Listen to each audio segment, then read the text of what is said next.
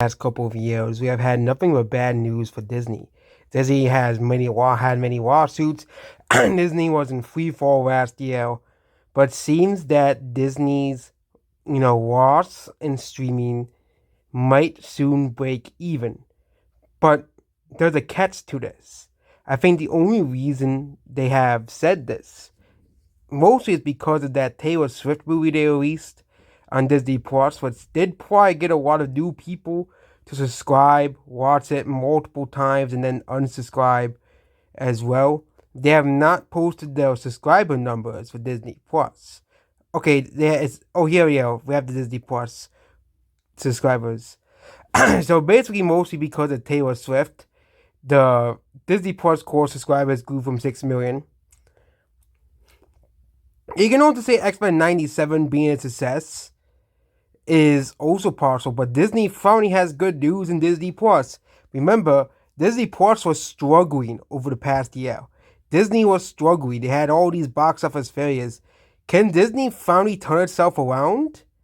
So Disney still, the stock still fell 10% as well. Also, Disney parks have rose in money and other things, but they still lost 20 billion or 1 cent per sale, compared to a profit of 1.27 billion or 69 cents per as well. It is still very, very, very bad numbers for Disney, but there is, at least in some avenues, Disney is recovering in their business.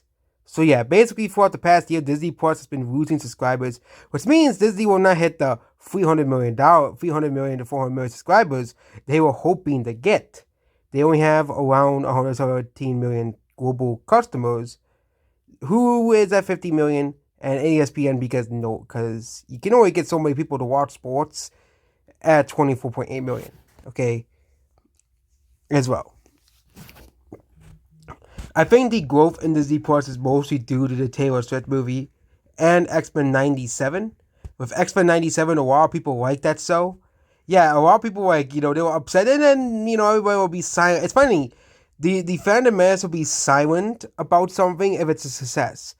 Wonka, the Hunger Games, X-Men 97, because they literally expect everything to fail. They literally expect everything to fail. They really want this massive movie and gaming crash. I can tell you, both are coming. The massive Hollywood crash is coming because Hollywood cannot get butts in the theaters for a non-franchise movie. We'll get Fall Guy.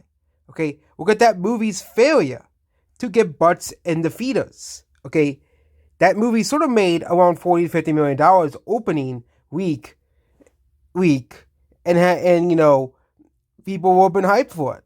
But it seems that people don't care about these non-franchise movies. Look at Elemental. If it wasn't for the word of mouth for Elemental, that movie would have lost $100 million. Because people will not go and see a non-franchise movie. And that's Hollywood's biggest problem. Yes, they can rely on the franchise for only so long. But people will get sick of the franchise. People will get sick of the franchise. And gaming has its own can of worms as well. There's still massive layoffs in almost all gaming companies except for Nintendo. But, it seems that, the entertainment, I think we'll be calling it the entertainment industry crash, because that's what we should really be calling it. The crash and fall of entertainment. And of course, like every crash, will eventually get through it and will eventually survive. This decade has only produced the only Star Wars movies to flop, the only Marvel movies to flop. Historic massive franchises that have been pop culture phenomenons like The Matrix flopping. Okay, when will it end? Mission Impossible and The Little Mermaid both flopped. Flash flopped. Every DC movie released last year flopped. Dungeons and Dragons flopped. Hollywood cannot be going on with these massive losses. And this year alone, Madame Web being a flop, Fall Guy, all the non-franchise movies of basically April being a flop, not breaking even and making back the money like they should be, and of course Ghostbusters not making money, but again, that was mostly because of poor release timing.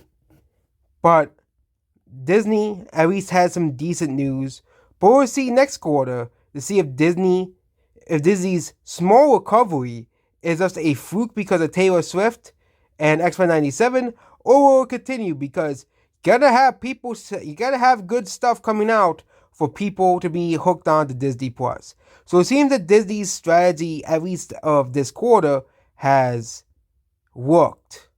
Okay, yeah, but we'll wait for next quarter. We'll see if this growth is short-lived, or is Disney finally making a comeback. Also, Disney does have a few major movies coming out, but we don't know if I think Deadpool is safe. I don't think we have to worry about that movie. But if we still have worried about Inside Out, will that movie flop? Will that movie fail?